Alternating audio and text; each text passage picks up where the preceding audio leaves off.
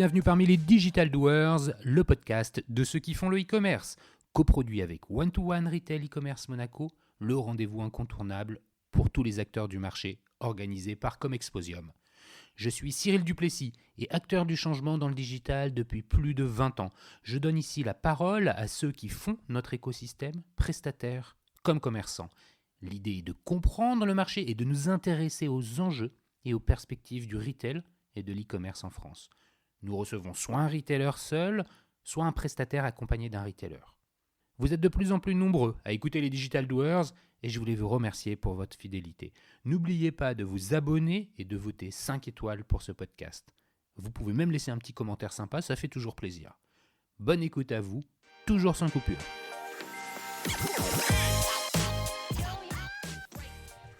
Aujourd'hui, j'ai le plaisir de recevoir Thierry Lernon, le directeur général, marketing, expérience client, data et e-commerce de But.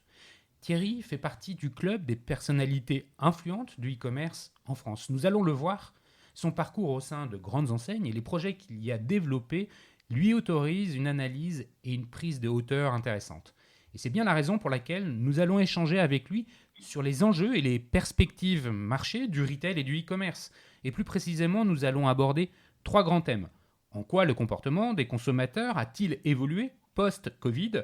Comment les retailers s'adaptent-ils et continuent de s'adapter ? Et enfin, comment les annonceurs peuvent-ils prendre la parole dans le contexte actuel ? Alors bonjour Thierry, merci beaucoup d'avoir répondu présent à mon invitation. Et avant de commencer, pourrais-tu te présenter en quelques mots ? Bonjour Cyril, très heureux d'être là avec toi. Je fais du e-commerce et du marketing relationnel depuis 2000, depuis les débuts de l'affaire. J'ai commencé, si je me remonte au tout début, comme contrôleur de gestion à La Redoute, sur la logistique et sur le développement international. Et puis je suis parti en Suède en 2000 pour développer le marketing relationnel qui n'existait pas du tout chez ce qu'on appelait à cette époque-là un VADiste, un cataloguiste, qui était le leader scandinave, qui s'appelait Elos. J'y suis resté 5 ans, fait beaucoup de choses, et je suis parti ensuite pendant 2 ans aux États-Unis chez un autre leader historique de la VAD, dans le domaine de la maison, pour même brief, développer un marketing relationnel qui n'existait quasiment pas, et développer le e-commerce, les analytics et une approche très quantifiée du marketing. Là, tu étais chez Redcast, hein, c'est ça ? Tout ça, c'était des filiales de Redcast. Ouais. Ouais. Et ensuite, tu es passé à La Redoute, c'est ça ? Tu es revenu pour aller chez La Redoute à nouveau ? Oui, tout à fait. Je suis revenu en 2007 ou 2008 pour prendre en charge le e-commerce. J'y suis resté 2 ans. Et puis après une quinzaine d'années dans le groupe Redcats, qui était une filiale de Pinot au Printemps Redoute, qui s'appelle maintenant Kering, je suis parti sous des cieux complètement différents. Je suis parti chez Made in Design, qui était un pure player du design, du meuble et du luminaire haut de gamme et de grandes marques. Qui a été créé par Catherine Collin, si je ne me trompe pas, c'est ça ? Oui, tout à fait, aux côtés de Catherine Collin. Et j'y suis resté 1 an, puis je suis parti m'occuper du digital chez Virgin, le défunt Virgin Store, qui avait un équivalent de iTunes avant l'heure, qui ne vendait que du dématérialisé, de la musique et du film. J'ai développé le livre digital et la musique par abonnement. Et c'est le seul morceau de Virgin qui a subsisté après la mort des magasins physiques, qui était racheté par Digital Virgo, les Lyonnais. Et puis je suis arrivé chez But en 2014, il y a déjà maintenant 6 ans, pour développer, passer un cran du dessus en termes de développement omnicanal, et pour mettre en place encore une fois un marketing relationnel qui n'existait quasiment pas. Ouais, ce qui m'intéresse, c'est justement en fait de me concentrer 2 secondes sur But, c'est l'expérience la dernière en date. Quand tu arrives chez But, qu'est-ce que tu trouves et quelle est ta lettre de mission ? Et alors, je suis arrivé un peu par hasard, puisque je suis arrivé pour faire l'intérim du patron du e-commerce qui était parti 2 jours par semaine. Et le patron de l'époque de But, qui s'appelle Franck Massen, m'a demandé d'écrire une stratégie omnicanal, de proposer une stratégie omnicanal. Ce que j'ai fait, elle lui a plu. Euh, et du coup, on s'est mis d'accord sur les moyens. Il y avait tous les retailers veulent toujours. Pour moi, il y avait à peu près tous les voyants rouges qui étaient allumés. Un retailer historique, très historique. Une boîte en LBO, et pour être complètement honnête, un CEO, un Frank Masson, qui était un financier à l'origine. Tous les retailers veulent faire de l'omnicanal et digitaliser leur marketing, changer leur expérience client. Mais rares sont ceux qui sont vraiment les moyens. Donc on s'est bien mis d'accord sur les moyens. Il m'a accordé tout ce que je demandais. Et du coup, j'ai accepté de rejoindre But avec un grand bonheur parce que c'est vraiment une boîte pas commune sur bien des points. Pour répondre à ce brief qui était de développer le e-commerce profitable dans une vraie approche omnicanal respectant l'équilibre avec les magasins et développer le marketing relationnel qui existait quasiment peu, ainsi que la partie online du marketing, sachant que But était à ce moment-là très ancré sur un marketing entièrement offline. Ok, donc ça fait aujourd'hui combien 6 ans, plus de 6 ans que tu es chez But. Tu considères que le chantier est déjà bien abouti, que vous êtes mature aujourd'hui? C'est quoi la situation en 2020? Et c'est un peu, je ne crois pas que ce soit des chantiers sur lesquels on n'aboutit jamais vraiment complètement. Euh, le chemin à parcourir était long. On a bien avancé. Le e-commerce est passé de 2% à 8% pré-Covid. Et là, on est plutôt dans les 11-12%. On a fait un bond de 50%. Il y a un vrai marketing relationnel maintenant puissant, entièrement digital, avec une cinquantaine de scénarios automatiques qui partent du client et plutôt que de partir de la marque, ce qui est la stratégie classique hors du marketing relationnel. Mais par contre, il y a encore énormément de choses à faire en termes d'expérience client. J'ai élargi mon périmètre il y a 1 an et demi au marketing offline. J'ai récupéré la totalité du marketing et l'expérience client. Et là, sur le côté expérience client, on a vraiment une dette.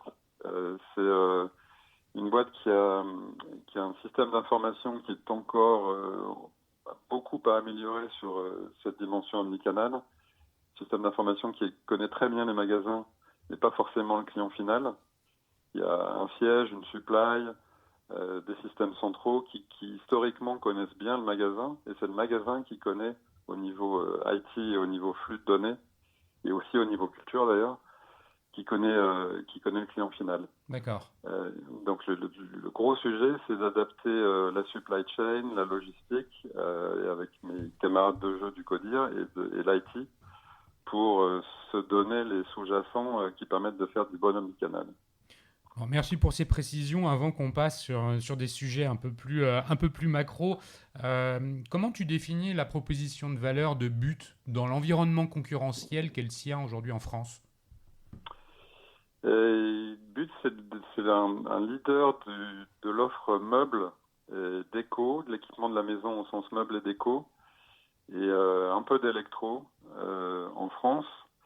C'est une boîte qui a fait 2 tiers de son chiffre d'affaires sur le meuble et l'électro, et le meuble et la déco, pardon, et un tiers sur l'électro ménager, avec une particularité qui est un avantage essentiel, qu'il a toujours été, mais qui l'est plus encore maintenant, qui a un réseau très dense de magasins.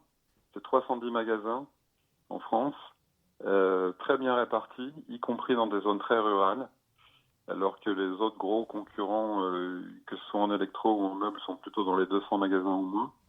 Ikea, c'est une cinquantaine de magasins. Confo, c'est à peu près 200. Boulanger, Darty, c'est aussi dans les 200. Donc un maillage beaucoup plus dense que tous les autres acteurs, qui permet pas mal de choses. Ça permet une proximité avec le tissu local qui est forte. Ça permet, on est sur des catégories d'achat assez impliquantes en termes de prix et qui visent aussi une cible clientèle pas CSP++ et pas très fortunée, donc chaque euro compte. Et donc tout ça, il y a un grand intérêt à aller voir et discuter avec des pros les produits et de préparer son achat. D'où l'intérêt de la proximité. Et l'autre point essentiel, c'est que ça nous donne un système de points de retrait sur des produits encombrants qui est inégalé en France encore.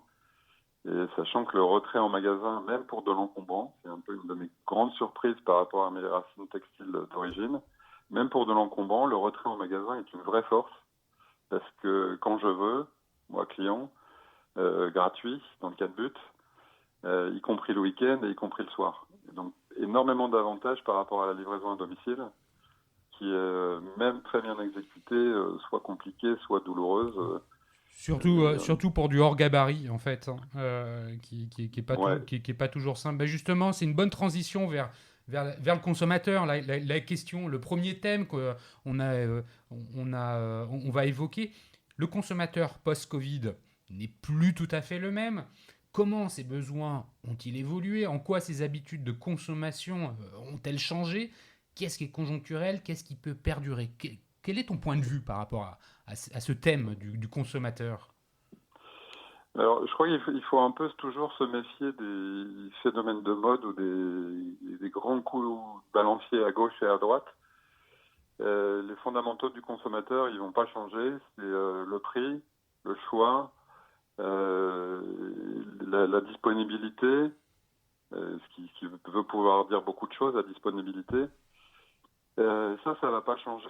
Ça va peut-être même s'accentuer au niveau du prix, étant donné des difficultés économiques qui vont sans doute être devant nous en termes de pouvoir d'achat. Pour moi, ça reste 80% du sujet. Ce que Covid a changé, c'est sans doute, c'est peut-être un lieu commun que de le dire, mais une accélération de la préparation digitale des achats, puisqu'il y a eu le confinement, les magasins étaient fermés, on a eu du temps pour préparer ces achats, plus encore qu'avant, qui sont des achats impliquants. Et donc, on a bien vu, on a un trafic online qui a pratiquement doublé, qui s'est jamais arrêté, même pendant le confinement. Il a pratiquement pas baissé, alors qu'on avait coupé tous les investissements, online et offline. Et donc ça, c'est quand même assez phénoménal. Le trafic online vers le catalogue et vers l'enseigne, il a quasiment pas baissé. Et 2-3 semaines avant la fin du confinement, il a commencé à atteindre ses niveaux historiques, puis à doubler. Hmm. Alors c'est vrai Euh, qu'en termes de consommation et de, finalement, les fondamentaux, je partage ton point de vue, n'ont pas été remis en question. Il y a des accélérations de tendance finalement fortes. Euh, tu as parlé d'ailleurs de la sensibilité au prix qui revient, et ça c'est quand même un changement. Alors espérons le changement soit conjoncturel, mais il est vrai qu'avec la crise économique, la sensibilité au prix va s'accélérer. Et finalement, quand je t'entends parler de la proposition de valeur de but tout à l'heure, j'ai l'impression que vous êtes plutôt pas mal placé. Il y a aussi des sujets qui sont plus euh, qui se sont accélérés. La consommation locale, finalement, la proximité. Quand tu me dis on a plus de 300 points de vente chez But, est-ce que ça répond un petit peu aussi à ses besoins? Oui, oui, tout à fait, parce qu'à plusieurs niveaux, il y a ce gros phénomène alors qui était légal quasiment pendant Covid, puisqu'on ne pouvait pas sortir de son département. But est un des seuls acteurs sur ces métiers-là qui a un ou plusieurs magasins dans chaque département. Donc on était toujours dans la règle des 50 km, des 100 kilomètres ou moins. Mais maintenant, cette règle-là a disparu. Euh, le fait de ne pas avoir à faire des dizaines et des dizaines de kilomètres pour aller choisir, souvent en famille, son intérieur, c'est un vrai avantage. Je crois qu'une des choses qui va rester, et toute proportion gardée, c'est la sensibilité à l'environnement. Et donc, la proximité à ce sens-là est un plus. Il y a l'énorme avantage du retrait aussi, proche, qui qui est très pratique, quel que soit le contexte. Et il y a aussi le fait que chaque magasin peut adapter son offre à son environnement local, qui est globalement assez... les besoins sont à peu près les mêmes, mais bon, quand même, le commerce, c'est essentiellement l'adaptation au client. Et donc, il y a aussi quand même des adaptations locales. Et au niveau retail ou business model, le fait de savoir faire des magasins et de les faire tourner de façon profitable, qu'ils fassent 1000 m² ou 7000 m², c'est un énorme avantage d'adaptation à son marché. On a des gros magasins dans les grosses zones de chalandise et on a des beaucoup plus petits magasins dans les zones très rurales, à Saint-Yrieix, que tout le monde connaît, en Dordogne, ou à Sarlat, si je reste en Dordogne. Et on peut aller encore plus loin, c'est une conviction qu'on a et qu'on déroule, sur le fait de continuer à ouvrir des magasins proches des gens, dans des zones très rurales où il y a peu d'offres, avec un très bon niveau de qualité commerciale et de qualité de produits et de qualité de service aussi. Oui, alors c'est une super transition vers justement la façon avec laquelle le retail s'adapte. Et c'est adapté, il continue à s'adapter. On l'a vu, hein, les drives se sont développés pendant le confinement. On voit finalement valider les démarches de commerce unifié qui ont été initiées avant la crise.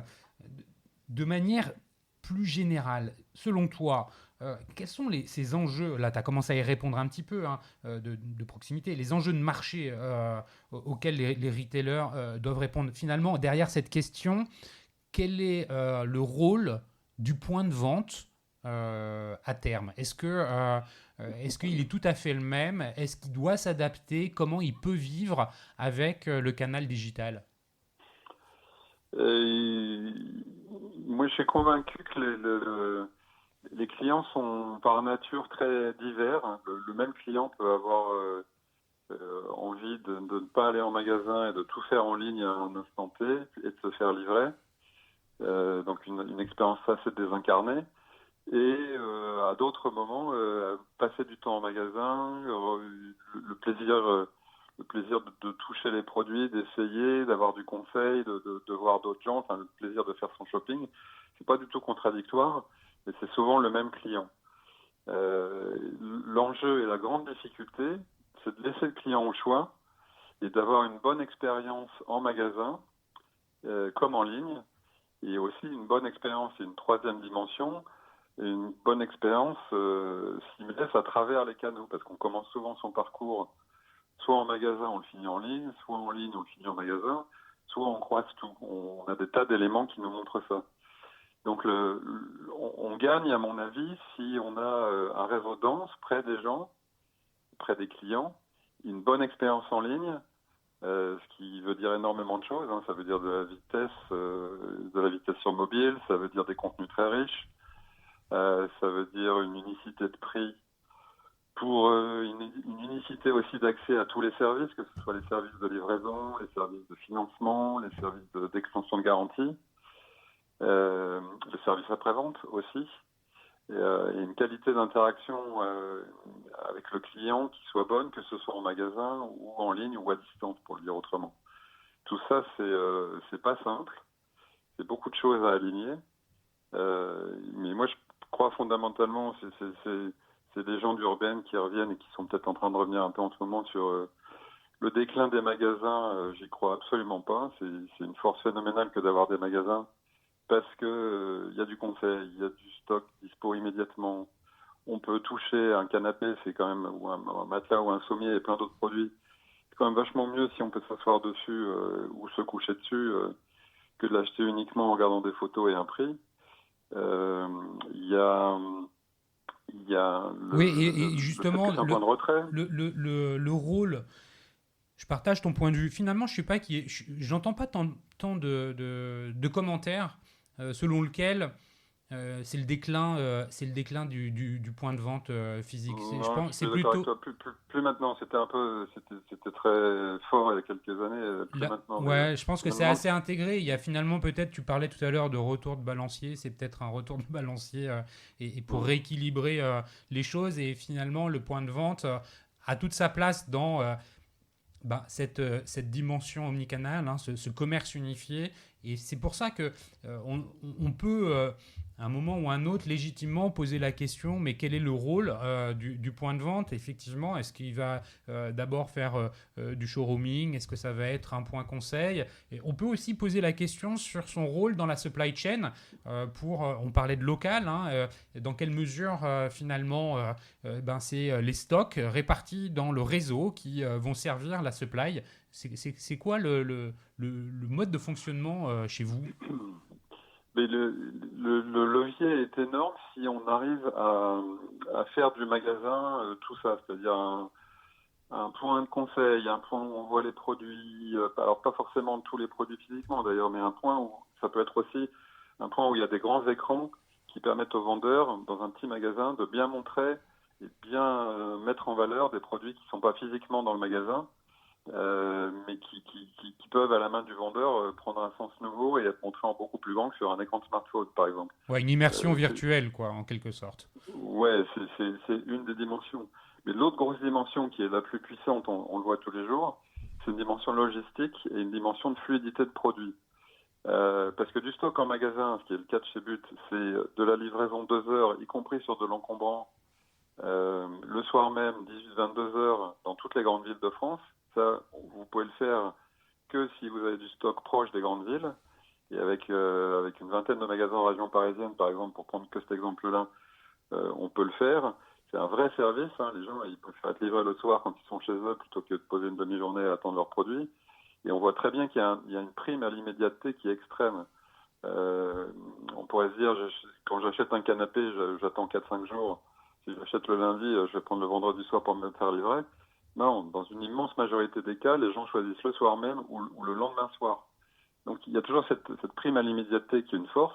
Amazon s'est construite quasiment entièrement là-dessus. Ça n'a de sens commercial et économique que si on a un réseau dense. Et en même temps, il y a quand même des slow movers, des produits à faible rotation qu'on ne peut pas mettre dans les 310 magasins, parce que sinon, ils bougent. On a une vente une fois tous les 3 ou 6 mois. Donc cela, il faut les mettre en plateforme centrale et pouvoir les faire arriver de façon pratique, soit dans le magasin pour retrait, soit en livraison chez le client. Et aussi toute la gamme encore plus élargie des produits sur commande, donc on a un grand choix de coloris, un grand choix de taille, qu'il faut pouvoir faire venir directement du fournisseur au client final de façon fluide et simple. C'est toute cette logistique-là qui permet d'avoir le beurre et l'argent du beurre sur tous les axes, la dispo, la vitesse, la largeur de gamme, mais qui est une équation très difficile en termes de flux de données et en termes d'organisation logistique pour qu'elle soit optimale. Par contre, le point clé, c'est d'avoir un réseau dense, parce que ça vous permet de faire beaucoup de choses en termes de retrait et en termes de démonstration du catalogue, en ayant les bons produits aux bons endroits, soit en centrale, soit chez le fournisseur, soit dans les magasins. Et c'est techniquement pas simple. C'est bien engagé chez But, mais c'est un levier fondamental et c'est aussi la meilleure arme anti-Amazon ou anti-Wayfair. Wayfair, c'est un pure player américain qui est très bon sur nos secteurs de la maison, qui est en train d'arriver en Europe. Donc tout ce que je viens de décrire, c'est nos meilleures armes anti-Amazon, anti-plateforme digitale pure, qui ont de gros avantages, mais qui ont aussi des faiblesses structurelles. Et la densité de points de retrait ou la densité de showroom, si on prend juste sous cet angle-là, est une faiblesse qu'elles auront peut-être toujours, et en tout cas sans doute longtemps encore. Justement, pour parler de combler des faiblesses, eux peuvent prendre la parole et conquérir ces entrants-là, conquérir de nouveaux clients, acquérir de nouveaux clients. En matière de prise de parole, justement, et de fidélisation client, est-ce que le paradigme n'a pas un peu changé? Comment aujourd'hui on fait pour se faire entendre auprès de ces populations? Est-ce qu'on peut quelque part faire la promotion d'un produit de la même façon qu'avant? Quel est le rôle du CRM là-dedans? Alors, pareil, c'est un peu des fondamentaux qui sont vrais depuis un bout de temps, mais qui sont de plus en plus vrais, et Covid accélère encore les choses, à mon sens. Euh, il faut réussir à parler de toutes les dimensions du produit, y compris les services, et à égalité avec son prix et le produit. Parce que dans nos catégories de produits, la façon dont on prend possession du produit, euh, les précautions en ce moment, les précautions qu'on va prendre dans l'accueil en magasin en termes de sécurité sanitaire ou autour de la livraison. Euh, donc tout le sens qu'on donne autour du produit, le fait qu'une bonne partie des produits sont fabriqués en France ou en Europe, toutes ces dimensions-là, on sent qu'on a de plus en plus de traction quand on les joue bien auprès des clients. On a aussi de plus en plus de traction en interne parce que nos salariés sont aussi des clients et des citoyens surtout. Et donc on réagit tous aux mêmes choses positivement. Donc tout ça, c'est des éléments nouveaux qui sont assez moteurs et assez motivants et qui nous donnent une vraie traction. On a un redémarrage qui est assez fort sans doute en partie parce qu'on a bien préparé toutes les dimensions de com autour de la livraison sans contact, du retrait sans contact, et qu'on a bien Comment équipé vous les avez fait magasins. en termes de communication? C'est quoi concrètement? Comment vous y êtes pris? Euh, Essentiellement le digital au début, une communication omniprésente sur le site, pas mal d'emails.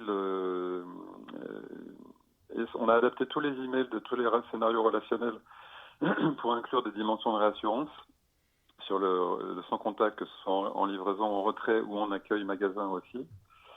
Et on a profité aussi des aubaines qu'on avait en termes d'achat de trafic. 2-3 semaines avant la fin du confinement, les prix les CPC étaient très très bas. Hmm. Donc on a ouvert les vannes assez largement là-dessus, bien profité de ça. Et on a fait une campagne télé aussi, pareil, en profitant des coûts qui étaient très bas, uniquement sur la TNT. Et vous avez Et réussi à puis, mesurer les retours, finalement, les retours sur investissement, entre guillemets, de ce genre de bah, communication? pas précisément, parce que tous les benchmarks pendant Covid et même après le déconfinement sont complètement bouleversés. Notre benchmark principal, c'est le fait qu'on a un redémarrage qui est très fin et très très fort, auquel on s'attendait absolument pas, qui est plutôt dans le très haut des paniers par rapport à nos concurrents d'après ce qu'on peut voir. Donc on se dit qu'on a dû pas trop mal s'y prendre, mais non, il n'y a pas de, à part les coûts d'acquisition qui étaient vraiment la moitié ou le tiers ou le quart parfois de ce qu'on voyait auparavant. J'ai pas de benchmark précis à part la santé globale de la boîte.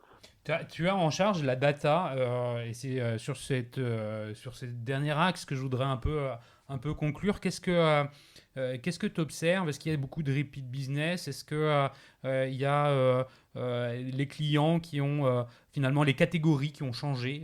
Les best-sellers ont plus été les mêmes. Comment tu analyses la donnée finalement aujourd'hui que tu as collectée ces derniers mois? Alors il y a à court terme où il y a vraiment une modification des catégories de produits. Euh, on en a pas mal entendu parler dans la presse. Les bureaux, tout ce qui est équipement personnel en termes de câbles ou d'ordi ou de réseau. La consommation s'est vraiment centrée là-dessus. Plus globalement, c'est tout ce qui permet d'aménager son intérieur et de le rendre plus beau, qui s'est considérablement développé. Le froid aussi, si on est sur quelque chose de plus précis. Les gens ont stocké pas mal d'alimentaire et pour ça ont eu besoin d'électroménager autour du froid. On pense que le fait de s'occuper de son intérieur est quelque chose qui va subsister pendant un bon bout de temps et que les dépenses de consommation se recentrent un peu là-dessus. On va voir avec la reprise des loisirs, qui est quand même un poste important de dépenses en été, ce que ça donne. Et plus philosophiquement ou plus profondément, on a vraiment vu le trafic online, qui était déjà 3 fois le trafic magasin, là il est passé à peu près à 6 fois, prendre une importance considérable en termes de préparation d'achat. Après que l'achat se concrétise en ligne ou en magasin, à la limite, c'est pas le problème. Et du coup, toutes nos problématiques de DMP ou d'identification du trafic online et de sa conversion en magasin tout le fait de comprendre le comportement, le mouvement des clients pour pouvoir investir online autant et mieux et bien compléter le marketing offline classique qu'on fait. Toutes ces dimensions-là ont pris une importance encore plus démesurément plus grande qu'avant. Parce que les gens passent plus de temps online et c'est sans doute quelque chose. Enfin, c'était déjà une tendance de fond absolument massive. C'est en train de devenir un changement d'échelle très fort. Et à mon avis, celui-là, il va perdurer parce que les gens passent du temps en magasin. Je pense que c'est clair que c'est quelque chose qui va rester comme auparavant, et qui préparent davantage et qui se soient habitués à des tas de modes de préparation digitaux. Je crois qu'il y a toute une partie de la population qui le faisait peu et qui s'y est mis, et qu'il y a toute une partie de la population qui le faisait, qui le fait de façon encore plus naturelle et encore plus permanente maintenant. Bah écoute, c'est en fait quelque part le mot de la fin. Tu es en train de nous dire que le confinement n'était pas le seul à le faire, a été aussi une formidable occasion de recruter de nouveaux utilisateurs, de gens qui n'étaient pas forcément adeptes du commerce en ligne et qui s'y sont mis. Donc tu confirmes en fait ce qu'on peut entendre par ailleurs. Merci beaucoup Thierry pour la qualité de ces échanges. Merci pour ton analyse et puis de nous avoir partagé toutes ces insights en provenance de But. Merci beaucoup à Comexposium, organisateur de l'événement One-to-One Retail e-commerce de Monaco, pour la coproduction de cet épisode. Et merci à vous tous. N'hésitez pas à me laisser des commentaires ou à m'envoyer des messages sur le site lesdigitaldoers.com. Thierry, je te dis à très bientôt. Merci Cyril, à bientôt. Salut.